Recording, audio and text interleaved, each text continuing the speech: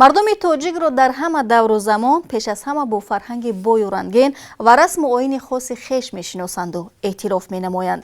дуруд ба шумо ҳамватанони азиз. агар шумо дӯстдори санъат ва ҳунари воло ҳастед, пас барномаи мо барои шумост. ҳунарпешаи шоистаи Тоҷикистон Моҳрухсор Сафиева бо суруду таронаҳои диловези худ кайҳост ки дар қалби ҳаводорони ҳунараш ҷой гирифтааст. Моҳрухсор Сафиева дар баробари он ки таронаҳои халқиро бо маҳорати хоса месарояд, инчунин ҳамеша бо либосҳои миллии тоҷикӣ дар рӯи саҳна падид меояд ки ин арҷгузорӣ ба фарҳанги миллӣ мебошад. таронаҳои халқӣ ва либоси миллии тоҷикӣ ҳамин моро водор намуд ки суҳбате дошта бошем бо хонум Моҳрухсор. бо мо бошед.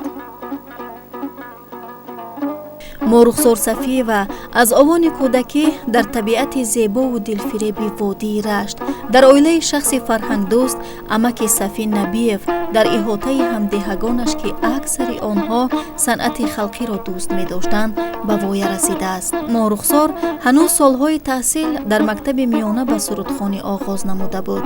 маҳфили суруду мусиқӣ яке аз машғулияти дӯстдоштаи ӯ ба шумор мерафт. ҳамеша созҳои миллиро менавохту байтҳои мардумӣ ва таронаҳои хушоҳанги кӯҳистониро тарғиб менамуд.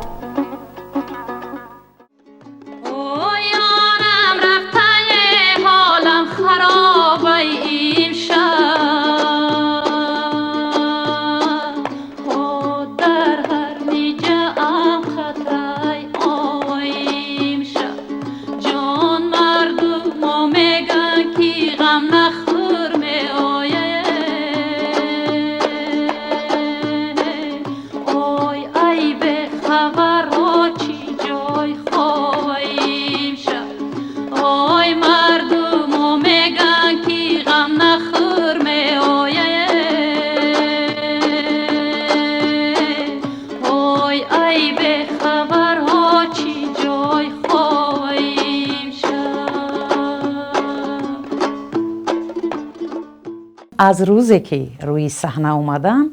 як насиҳат аз падар доштам. вақте ки барои фотиҳа ба марказ омадану ба санъат ворид шудан буд, падари бузургворам гуфтанд ки аввалан барои санъаткор шудан пеш аз ҳама садои хуб лозим аст, пас аз садо либоси хуб. ана ҳамин насиҳати падар ҳаргиз аз гӯшам нарафтааст. мегуфтанд ки агар ки то саҳна мебироӣ либоста агар ба либоси хуби миллии мардумит бироӣ, аллакай қабули мардум мешавӣ. баъд кӯшиш ба сухани баланд. ҳамин се чизе буд ки аз падар ба ман мерос мондааст. имрӯз ман хеле чизҳоро аз рӯзе ки рӯи саҳна ҳастам то ба ин рӯз ҷамъ овардам. намоишҳое ки ман ба воситаи телевизион мекунам ё дигар меҳмониҳову консертҳо меравам, ҳатман бояд ки либосама нав ба нав бо нақши нави миллӣ ба мухлисонам нишон диҳам. ошиқ навозӣ зинда бошегу, зинда бошегу, чу аз ман ёд созӣ зинда бошегу, зинда бошегу, ту бо ин дил навозӣ зинда бошегу, зинда бошегу. ба нозе барги армони маро сӯзӣ, аё э ҷони дил ҷони маро сӯзӣ, аё э ҷони дил ҷони маро сӯзӣ, ту сози дилгудозӣ зинда бошегу. Моҳрухсор имрӯз дар сурудҳояш бештар симои занону духтарони тоҷикро хеле амиқ ва бо садои самимӣ васф менамояд. дар баробари садҳо байту рубоиҳои мардумӣ аз ашъори шоирони тоҷик интихоб карда тараннуми ишқу муҳаббати самимӣ ва васфи зебогиҳои ватани биштҳосоро намудааст. дар тӯли фаъолияташ Моҳрухсор Сафиева зиёд таронаҳои асили мардумиро аз нав такмил дода, бо овози хуш ва бо навои форами дутораш пешкаши дӯстдорони савту наво гардондааст.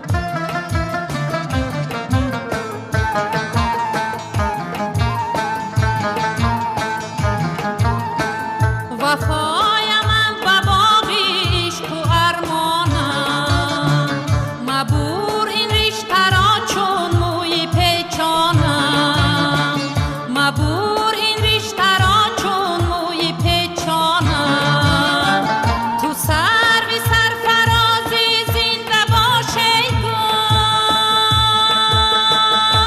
ҳар як либоси шумо таърихи худро дорад. бале, дар инҷа либосҳое ҳастанд ки аз солҳои 80, матоҳое ҳастанд ки аз боби калонам ҳастанд ки ман гирифта ӯро масалан ба воситаи дузандҳо духтам, чунки вазифаи ҳунарманд ҳамин аст фикр мекунам. Танҳо имрӯз омадану рафтан нест. ба ҳамин хотир ҳар чизе ки ман ҷамъ овардаам, баъд аз ман фикр мекунам як монанд ба музеям шуданаш мумкин аст. Чунки ҳарчие ки ман хондам суруду оҳангҳои мардумӣ буд, гарчанде аз бастакорон зиёд хонда бошам, зиёдтар ман байни мардум то ҳоле ки фаъолият дорам, ҳар ҷо ки меравам як чизе аз мардум барои худам мегирам, як нақши либоса бо диққат нигоҳ мекунам, меом ҳатман ӯра ба воситаи дузандаҳоям такрор мекунам. Ва ҳар як ин ҳамин чизе ки ҳаст ҳамаш фикри худам аст. баъд меравам назди дузандаҳои хуб дорам ки вақте ки фикрамам мегӯям, ҳамон хел барои ман омода мекунам. обрӯи ишқро чашми ту бардорад баланд, фитнаи ағёро мардона намояд писанд, фитнаи ағёро мардона намояд писанд. чашмрои ҷони ман аз сӯи ман ҳаргиз макар, чунки дорад ҳар нигоҳи дӯст як маънои пам, чунки дорад ҳар нигоҳи дӯст як маънои пам. муҳаббату садоқат ба фарҳанг ва расму оини миллӣ Морухсор Сафиеваро водор намудааст ки дар баробари эҷод намудани суруду таронаҳои дилнишин тарғибгари либоси миллӣ бошад. аз ин рӯ либосҳои миллии тоҷикӣ дар кулбори ӯ бешуморанд ки ҳар яке таърихи худро доранд. нақшу нигорҳои либосҳояш гӯё маҳз барои таронаҳои ӯ тарҳрезӣ шуда бошанд. شیرینی مرا نظاره کرد، خواست گیرد پیچی چشمم پرده‌ای ابری غروب، چشمی بینای تو مثلی برقان را پاره کرد، چشمی بینای تو مثلی برقان را پاره کرد.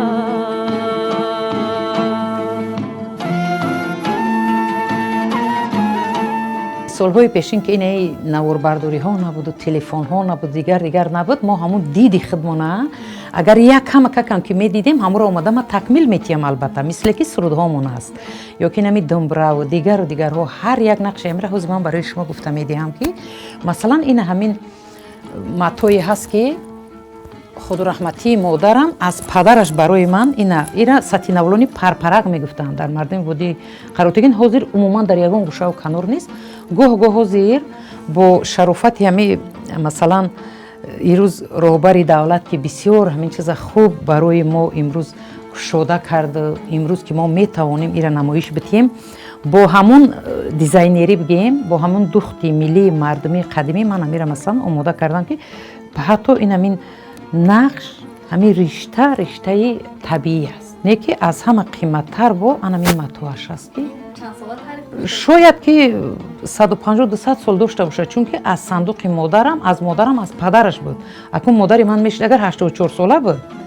аз ин мебурояд ки матои пеша бубин ки ҳатто рангаш дигар намешидаст. ина бубинед,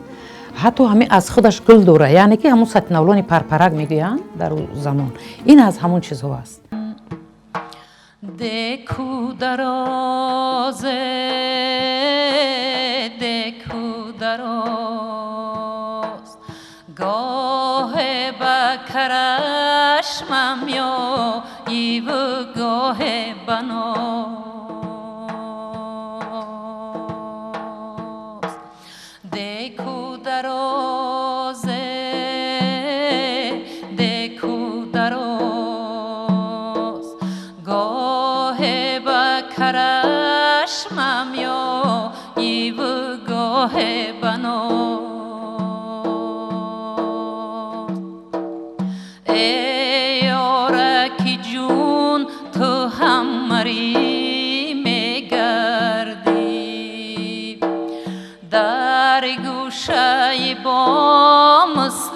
پری میگردی در گوشه با مثلی پری آدم نیست ماننده که کوگی سحری میگردی دکو درازه دکو دراز گاه بکرشمم یا ایو گاه بناز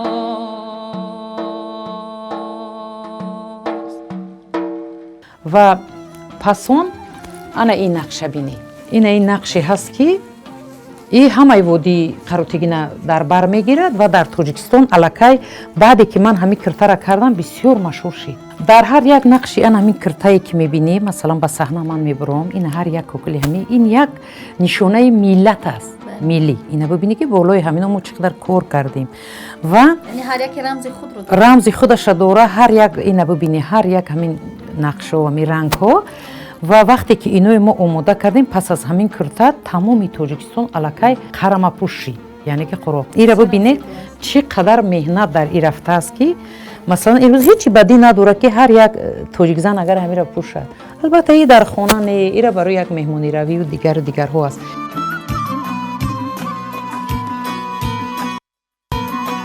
دل در قدمت دوباره افتاد و شکست یاره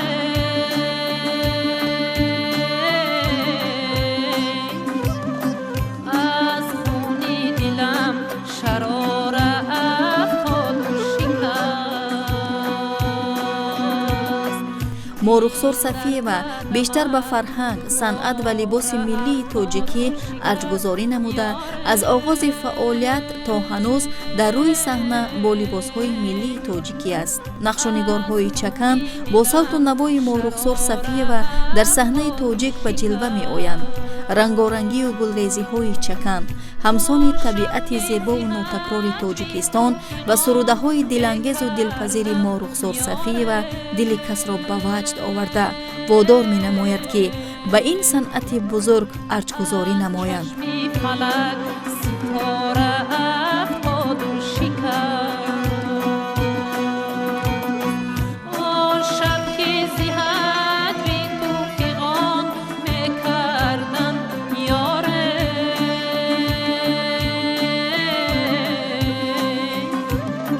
از چشمی فلک ستاره افتاد و انا ببینی نصیبه جون که یک قدر عادی میتوه در چشم برای همین را جوبجو گذاریش چقدر دیدی خوب در کاره یعنی که دیدی در کور که مثلا همین بود در وقتش این نقشی غرمه اصلا همون وادی رشتون زمین است و وقتی که مثلا من میارم و بالای متا میمونم و چند برو را عکس میگیرم و نگاه میکنم که با چه کدام متا دا کردن اینو هم مگلوزی توزهی قدیمی هست من صد بار بهتر از انامون مطبوع سینتتیکی که امروز با پول گران میفروشند در بازارها اینها خوبترن و هم فایده آورن و فکرم در تابستان البته این را ببین که رشته همه چقدر رشته قدیمی پیش است این همه قدر نقشوی بزیر تو با امروز اومده است شب پایان میرسد پشتی دری تنهاییم صبحی گریان میدمد از خاوری تنهاییم صبحی گریان میدمد از خاوری تنهاییم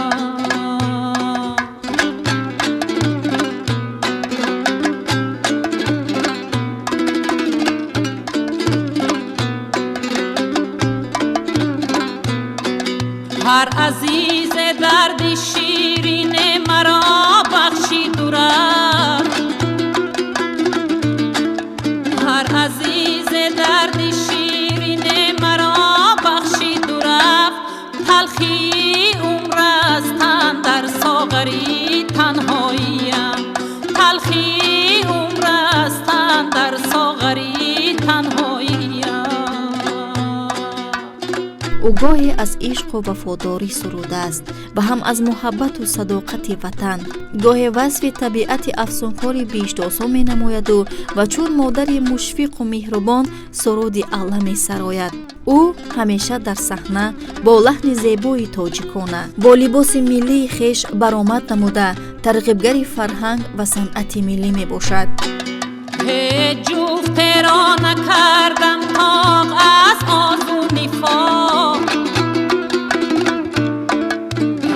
جفت را نکردم تاق از آزو نفاق. با سری تنهایی تنها هم سری تنهاییم، با سری تنهایی تنها هم سری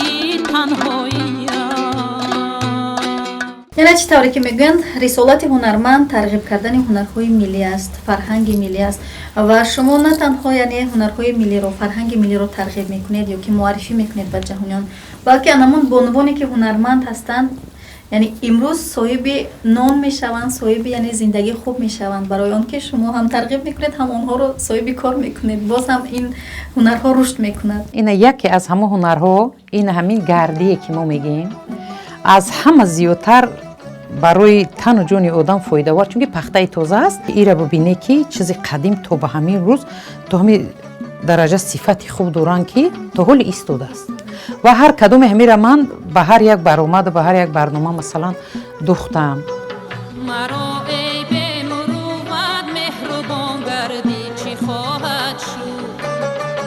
زیروی مرحمت آرامی جان گردی چی خواهد شد، زیروی مرحمت آرامی جان گردی چی خواهد شد. همه شب شب با پروانه سرگرمی سخن باشد،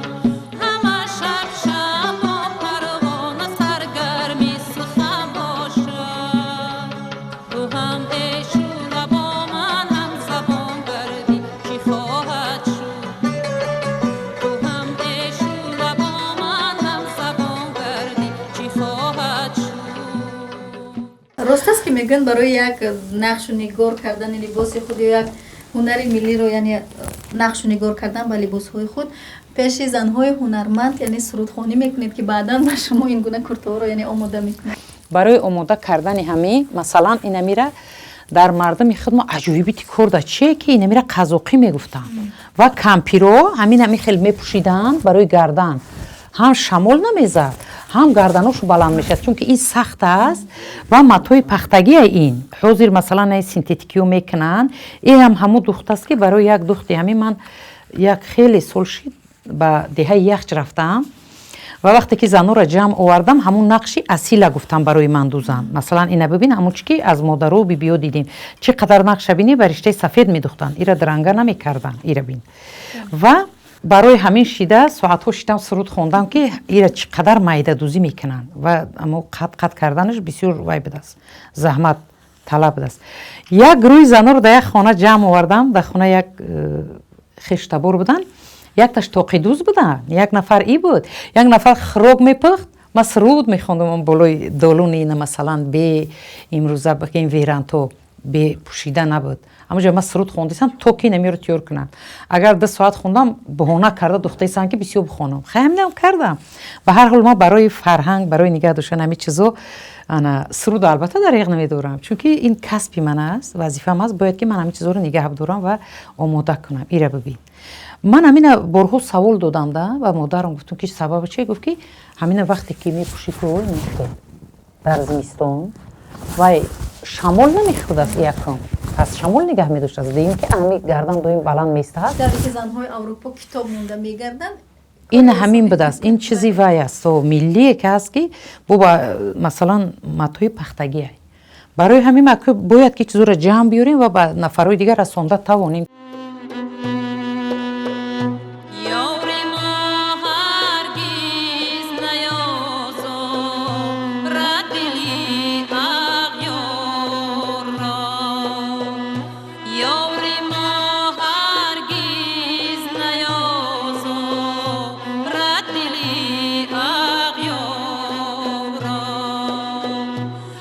Sara,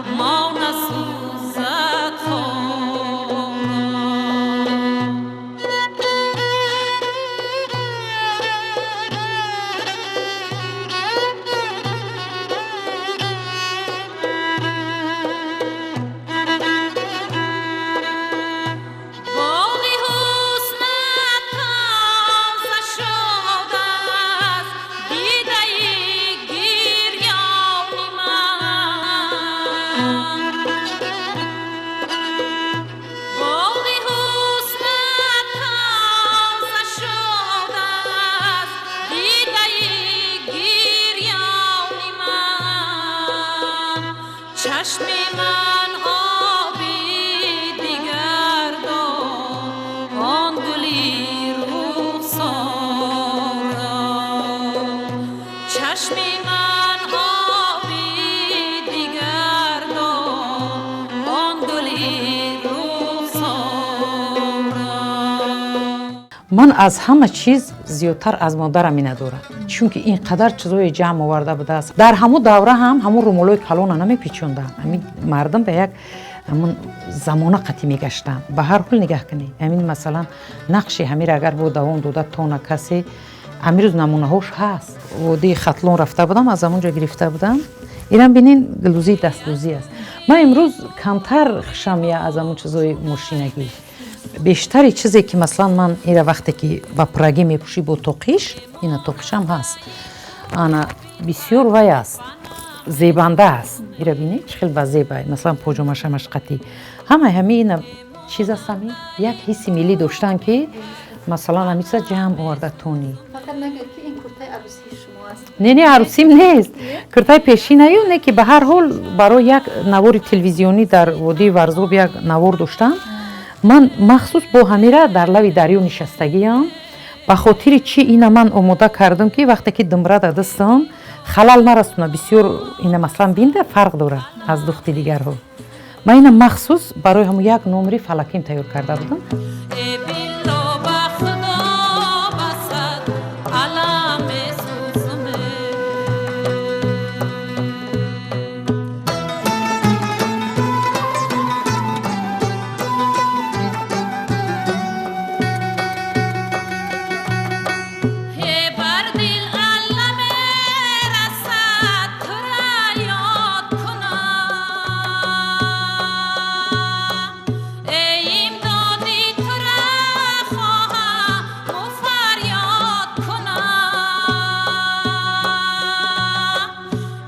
از دردی دلم خبر نداری ای وای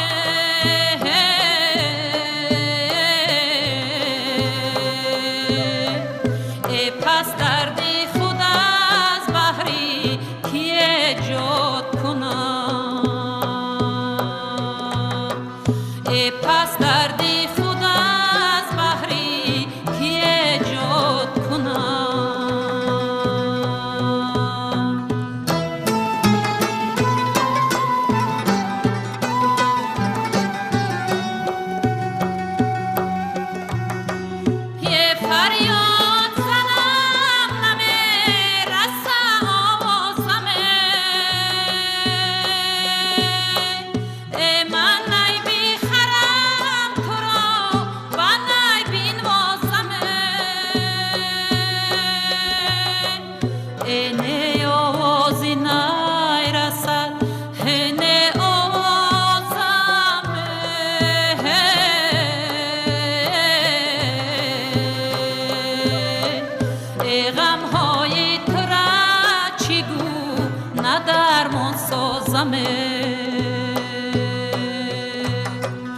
ای غم های تو را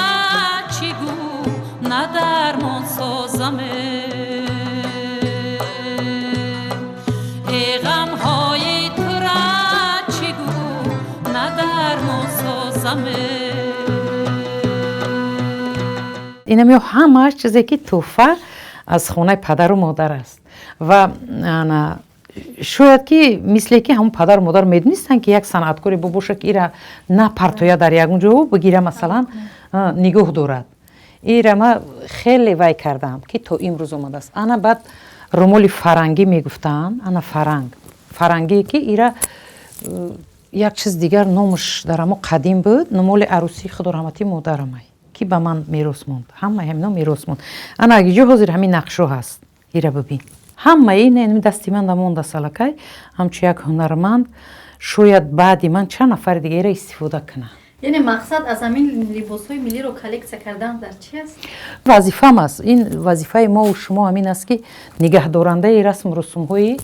ملی. کورتای سرختون همین گونه یعنی قروقی است تو رنگ زردش بیشتر است یعنی بله. رنگ هم گرمی و هم روشنایی و همه چیز اینا امروز به این می جشن صدد رسمیه با نوروز رسمیه برای که همه طرفا من باید به نظر بگیرم وقتی که یک چیز میپوشم باید یک معنی داشته باشه وقتی اون چیزی معنی نداشته برای چی مثلا ما کوشش کنیم از همین نقشو که امروز میبینم در همه جو پنج تا افتخار میکنن که من نقشم کمتر مونده است در همین انا میلاد که برای انگوشت سم گذاشته بله تاجیکستان سری هر سنگی تو بر من وطن است بری هر بوته و خاری تو برایم چمن است بری هر بوته و خاری تو برایم چمن است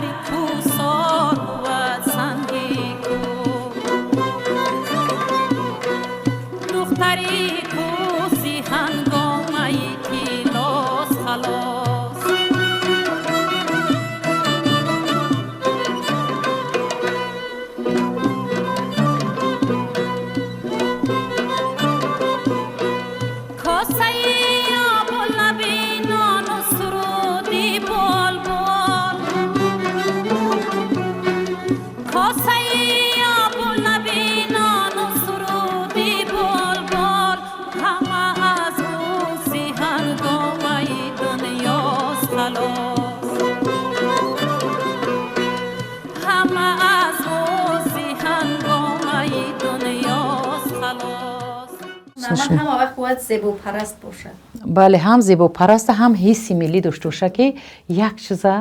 از همون مثلا ملتش به خودش نگه داره که بعد ایت دیگر کس اینا ببینه که صلح گذشت همین روز الکی حکومت دولت سالی فرهنگ ملی این همین چیزو انا اعلان کردن امسال و باعث افتخار است که از روزی دانشجو بودنم با همین فرهنگ ملی بودن تو با امروز فرهنگ ملی با همین باری همین فرهنگ ملی با دوش خود دارم و در پشتم گرونده ایستادم نه ترکم کردن نیستم و امروز وقتی که مثلا حتی همون کلتوهایی که حضور زمان هم میدوزم باید نقشی ملی در همون باشه حسی ملی هم باید در همون چیز باشه هر لباسی که من آماده میکنم هر لباسی که به بر میکنم موافق به سرودم در کناری بوته گل خارها گل کردن در دلی غم باغی من آزارها گل کردن دوست یارم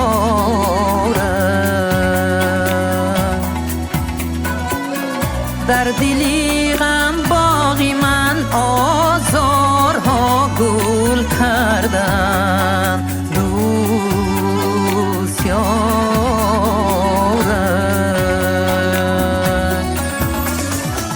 برای زحمت‌های شایسته و پرثمرش ماه رخسار صفیه و سزاوار عنوان هنرپیشه شایسته تاجیکستان و مدال و گراماته‌های زیاد گردیده است. در مدت سالهای فعالیت هنرمندی ماه رخسار صفیه و پیوسته از ایجادیات مردمی سبق برداری می‌نمود. سرود و ترانه‌های نادر را جمع‌آوری کرده با لحن زیبایش تشنگان ترانه‌های خلقی را شاداب می‌گرداند.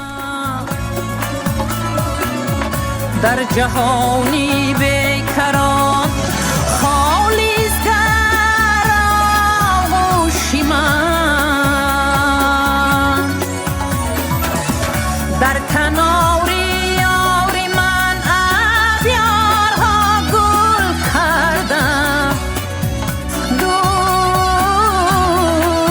دوست یار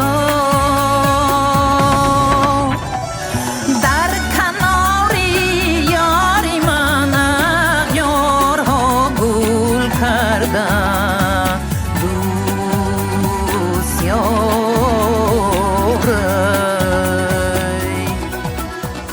арҷгузорӣ ба фарҳанг, санъат ва расму оини гузашта пеш аз ҳама аз дӯстдории ватан манша мегирад. Морухзор Сафиева низ аз умраи онҳоест, ки қалбаш ҳамеша барои фарҳанг ва санъати миллӣ метапад. пас мо барояш дар ин ҷода боз ҳам комёбиҳои беназир хоҳонем. дар ҳамин ҷо бо шумо хайрухуш мекунем. ҳамеша дӯстдори санъат ва ҳунари асил бошед. хайр азизон.